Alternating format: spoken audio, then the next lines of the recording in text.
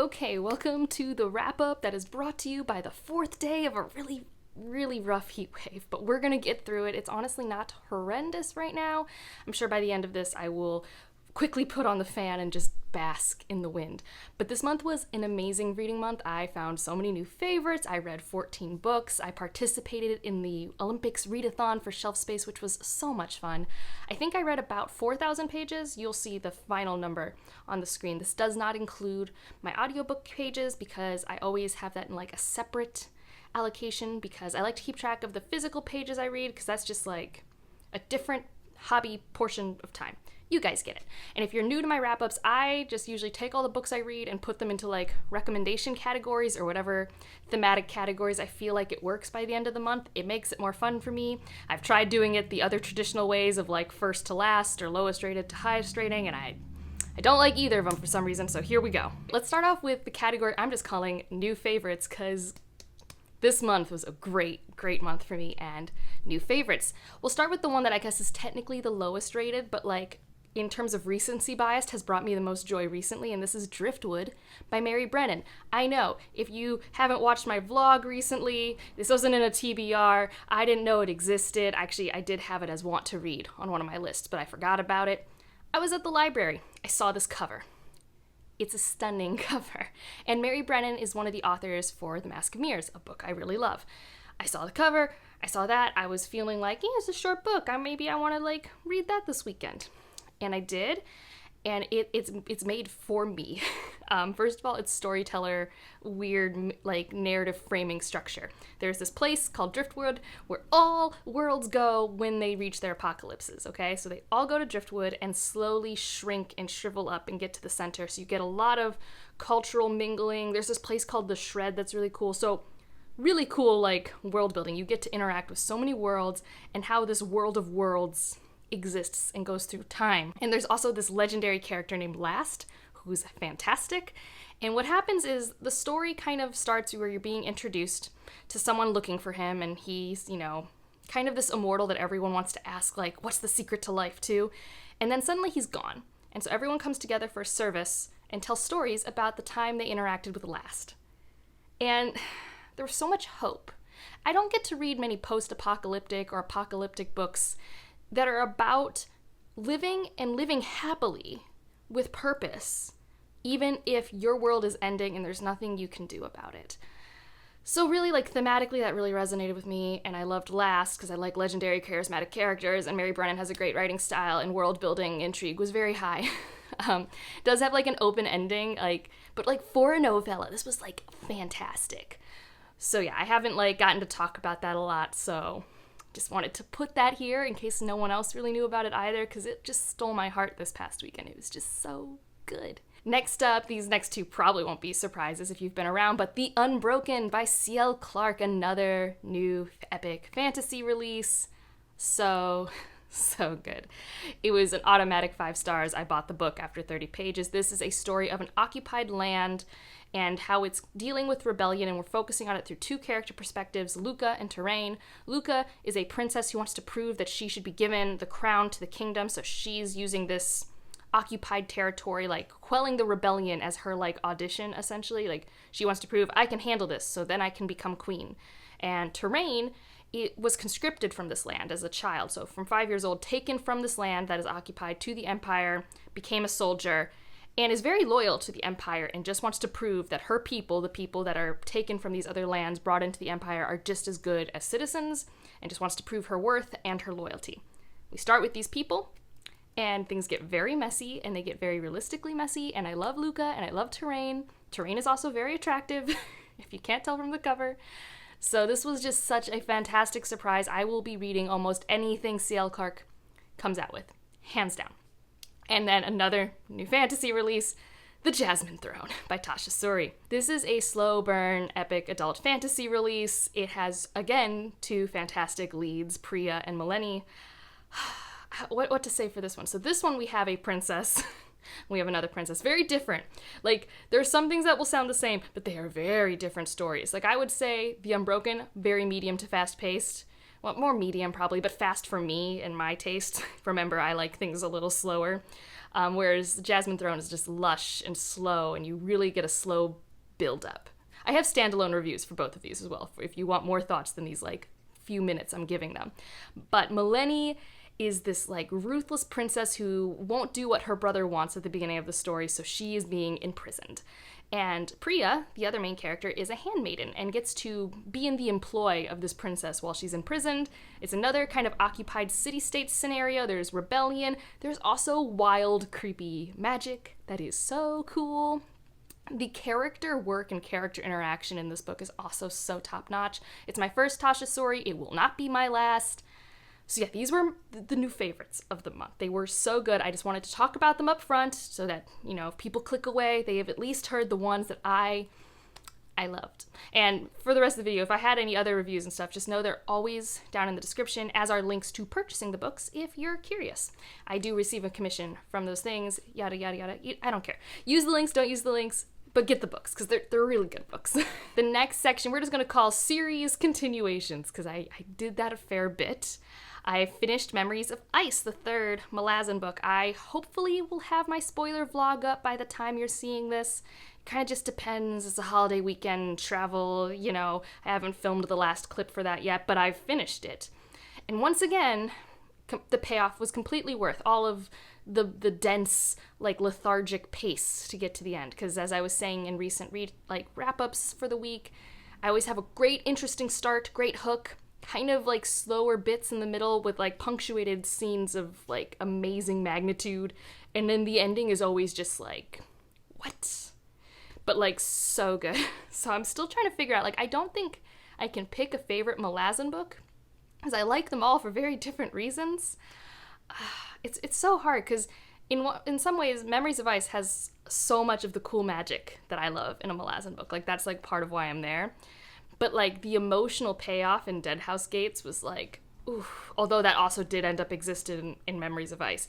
He has the skill of making me care about characters who aren't usually built up in the way I normally like my character work to be done. I would not say Erikson is what I typically go to for character work and things like that. But that was great. And then Lord of Chaos, the 6th Wheel of Time book. And I was looking at word count. I'm almost halfway through by word count. And that's keeping me happy. I don't really know what to think about this one. I need to still like compile my like journey through Wheel of Time thoughts, spoiler free, like make a video on that. But this one, a lot of people I think really like this book. And I didn't dislike it, but it's by far not my favorite, and I guess I was expecting a more complete arc at this point, or any arc to be completed. Like, the series just goes and it doesn't breathe, like it doesn't pause. Like, it kind of does at the end of book 3, so I kind of was hoping 4, 5, and 6 would also have an arc, because that's also kind of how the fans talk about it, but it doesn't really, at least not in the context of what I've read. And now I get to go into the books people don't like as much, so we'll see. But it was a good time. I think book 5 is still my favorite. I don't know why I keep reading Wheel of Time. I don't dislike it, but I don't love it, but here I am, and I've made it this far. And they are really enjoyable audiobooks. Like, I do not mind the audiobook experience. I would DNF it really fast if I was physically reading them. I don't have the time for these words in my eyeballs. I don't have that time. In this last one, I just decided to pull an Abby Salter and just binge out a series. If you don't know what I'm referring to, she just binged out the whole Divine Cities trilogy after Shelf Space read the first one earlier this year, I think in winter. I don't really know what time is, but I've been reading the Patternist series, or Pattern Masters series. I don't know, it's Octavia E. Butler's 4-book sci-fi series. I read Wild Seed in May, and so for sure I was going to read Mind of My Mind. And I read Mind of My Mind, and Mind of My Mind is written before Wild Seed. It was written, I think, in 1977, and it had an interesting arc. And I think the first 2 books together are a really interesting duology, sort of, within the series. I'm going to make a video on the whole series. It's really hard to talk about in brief. But I liked that one. It had a character I really liked to focus on. I didn't love the characterization of one of the characters we had met in Wild Seed. I did like the arc, though, and the cool, like, community building. There was a lot of good community building in Mind of My Mind. And then I read Clay's arc, which is the 3rd book chronologically, but the 5th book published. So this was published last like 10 years after the first book was written. And probably the most not related book, because it explains a thing, I guess, in the last book. And this was a thriller. It was like sci-fi. This might be my favorite in terms of like reading enjoyment. Maybe not for like thematic thinkiness, but like I read it in 2 days. It's a Contagion sci-fi thriller type story, which apparently I'm ready for now. I didn't know if I was, but it has 2 parallel timelines and they're really tense, and oh, it's interesting. I really liked that one. It's very dark, but just all of these are incredibly dark. She is really rough with characters in terms of especially like body autonomy and agency and things like that. So if you don't want to see characters put and having to deal with very dehumanizing positions, to say the least, she might not be the author for you. But I have a high tolerance, and I just was like, I really liked Clay's arc. I don't know why. It's probably my favorite in the series, just based off enjoyment. And then I read Survivor, which is out of print. I'll leave a link down to Sister Sci-Fi. It's the only place I have found to purchase a PDF, and the PDF itself is full of typos. It's not edited really well. It almost feels like you're reading an arc of the book, because Octavia Butler does not like this book. I could see why for her maybe it didn't feel right. She wasn't proud of it. She didn't like the thematic content, things like that, because there is like colorism is built into this alien race that we interact with, and she seemed to say in an interview it felt like she said Star Trek story. I don't know. I still wanted to read it. It was $10, so I read it, and I actually really liked this one. It kind of had a Beauty and the Beast retelling trope. This is also like Clay's arc, feels so disjointed from the whole series. Because of what happens in Clay's arc, some humans leave to go to a planet and they meet aliens. And it's again about these communities intermingling and what happens on this planet. And there's this other race, so it's the Khans and the humans. And the Khans have fur, and the fur changes color based off their mood, but also you're born with a certain amount of blue. And the more blue you have, the bigger right to rule you have, essentially. So maybe part of that colorism that's like built into it isn't something she liked. I don't know. I don't know exactly why. I've definitely read worse classic sci-fi that has not aged well than this one. But yeah, very Beauty and the Beast kind of retelling in there with like aliens and humans interacting.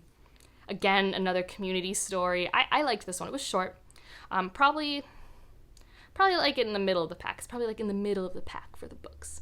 And then I read the last one, which is Pattern Master. This one is Octavia Butler's debut, which I did not know. I thought Kindred was the debut, but no, Kindred was written 2 years after this one. And it's insane to me that she wrote this book before any of these prequel sequels, because it's all relatively consistent. There's no retconning. Like, there's some slight character work things and some things that like I think about that I'm like, is that really how it works? But honestly, everything is set up right from the beginning. She obviously always had a roadmap. It was all always world built in her head.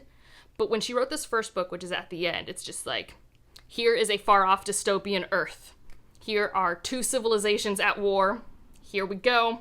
And like, there are so many things that would be so confusing if you hadn't read the prequel things, but also maybe that would be fun. I still haven't figured out which reading order would be better. I've been told both the way I read it, which is published in chronological in-world order, and start with Pattern Master and then go through. And I haven't decided yet. It's stuff to think about.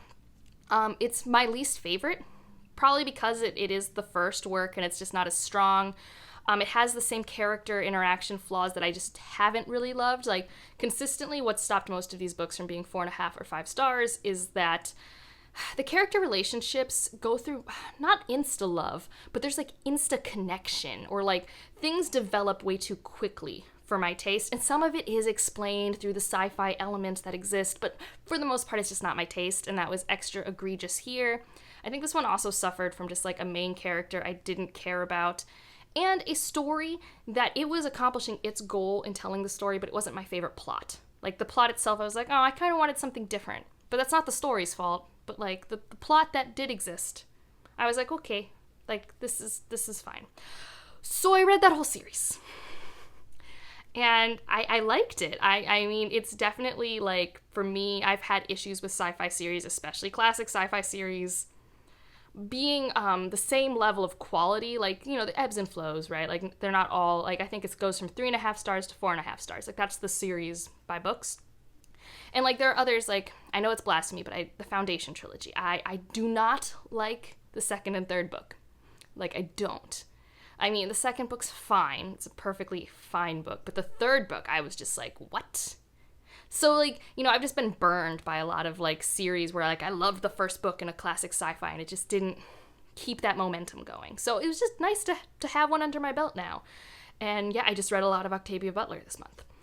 So those are all the series. Now we will move on into action-packed sci-fi, which I have learned is just something I maybe shouldn't read that often unless I'm, like, really in the mood or if it really has my buzzwords. Because I read both of these and they're both, like, 3.5 star reads.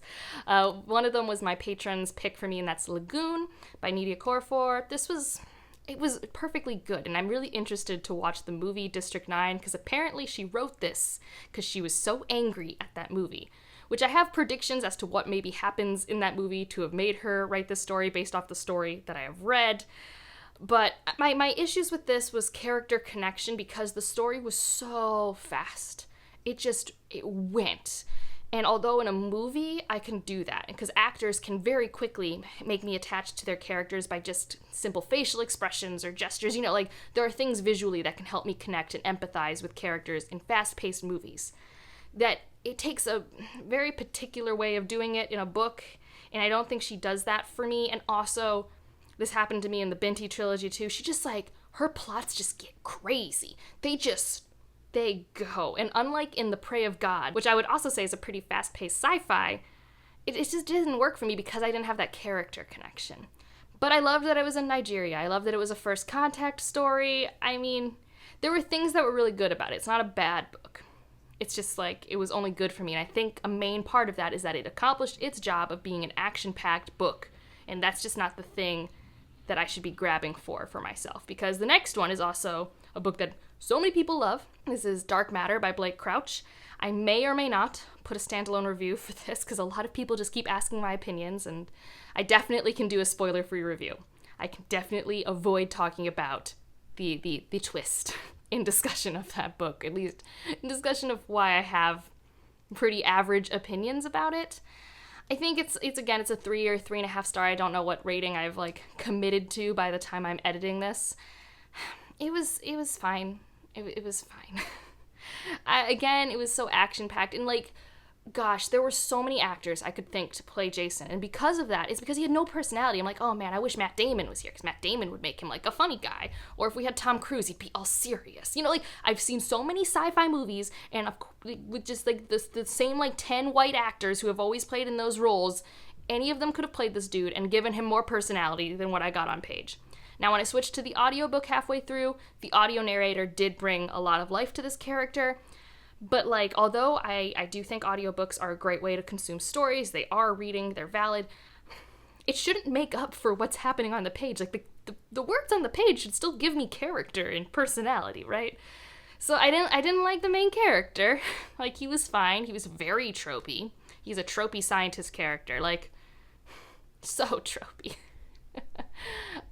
The definition of I'm book smart, but not street smart. Like, oh my god, the dumbest smart person I've read in a long time. Like, as someone who is getting a PhD, like, there's a middle ground, and I think that's the thing. This book was extreme. This book was thematically extreme. Like, it was preachy. Oh, it was so preachy, and I wasn't here for the preach. Like, I actually like the thematic content. I love the idea of the path untaken. It was screamed at me on page from page 1. Spend some of those words making Jason more interesting. And also, like, yeah, I don't know. Just, yeah, I think those were my main issues. And then, like, everything else was just because I was, like, it wasn't a good thriller for me. And if I'm picking up a sci-fi thriller and it didn't thrill me, obviously it didn't work. So, yeah, some unpopular Dark Matter opinions. I mean, it's obviously a really fun read for, like, what I would call an airport read or anything like that. Like, it is a page turner. I read it in 2 days, so it accomplished its goal. But I would have rather seen, like, a Christopher Nolan movie with, like, what's one of his favorite actors? Jude Law. Yeah, I would rather see that movie. Home stretch. We are now in the what I'm calling miscellaneous section of this. I read a short story anthology called New Sons. I really liked it. 4 stars. I bought a copy from my bookstore because I saw it in the wild, and the cover is stunning. So I had no self-control. I have a Storygraph / Goodreads where you can see my highlighted stories if you ever just wanted to check out a few stories. I know not everyone likes to read like whole collections. It's a diverse group of authors writing great stories. I mean, this is one of my favorite anthologies. I think part of that is because it is so selective. It's only like 290 pages. And I had a lot of hits, so I'm excited to go back and revisit it someday. This next one, if you've been following my weekly updates or saw my vlog from last Friday, is The Starlight Barking, because this was our book club pick. I give the patrons way too much power. If you are an Elantриan, you get to recommend a book that people vote on. Judith recommended Starlight Barking.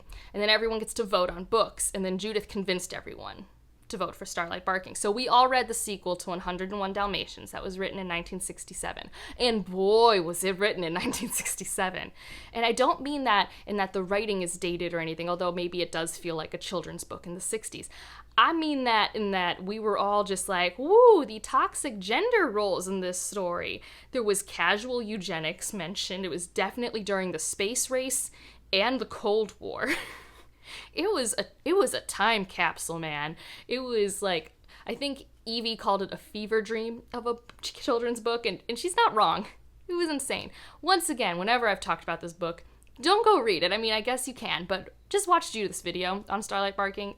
You're gonna laugh. You get the summary, and she really contextualizes it really well. I think she does such a great job of summarizing and providing critique with her scripted videos like that. I think they're so good. So I don't regret that I've read it. I've probably given it a rating, but how does one rate the sequel to 101 Dalmatians? I don't know. But presumably I've put something here. It's probably like 3 stars or whatever. And the last one, what is the last one? The Book of Salt. So this one I listened to because I'd finished Lord of Chaos. And I was like, oh, I have time to listen to this book and I can get it in for the readathon. And I just finished it today, June 30th. And you know, at first I was like, what am I listening to? Because this was just recommended by Audrey at Perpetual Pages. And I didn't look up anything in the synopsis. I kind of just trust them implicitly. I'm just like, oh, Audrey liked it. Audrey has good taste, which is true. Nothing has changed here. It is still a very good book. And so you start off, this is very literary historical fiction. I guess you have to start knowing that. And it is non-linear, which makes it also pretty hard to grasp at times, because with literary fiction, sometimes your sense of reality can go away. Like, it's not magical realism, but sometimes you're like, wait, what's in your head internalizing a thought and what's happening in real life? So when you jump into the story, figuring out where you are, who your perspective is, and what's happening was jarring. But once I figured out what the story's arc was and goal and who our main character is, I loved the main character's voice. His passion, just in general. This is also a very, the opposite of erasing the queer community in a historical fiction, I guess I could say. Main character is gay. We have these madames he cooks for, and it's obvious that they are a couple as well. Like, it's a book in the 20s and 30s of France, where our main character is a gay man who wants to be a cook. He's from Vietnam and France, so he's also an immigrant. He has a complicated history with his family. He loves food. It's a messy, messy story. And the prose, it was so nice to listen to on audiobook because it felt like at times it was almost in verse, which it wasn't. Like, these were prose, but it just, the ebb and flow of that narrator was just so captivating. I really enjoyed listening to it.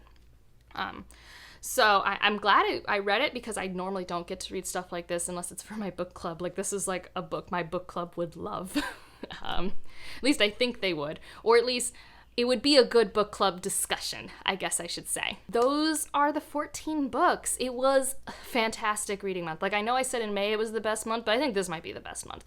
Let me know, what was your favorite book? Did you find new favorites in June like I did? I really hope you did. Let me know down in the comments. And if you want an emoji, leave salt, like a salt shaker. I don't know if that's an emoji, but do that for the Book of Salt. And like if you liked it, subscribe if you want to, and I'll see you in the next one. Bye.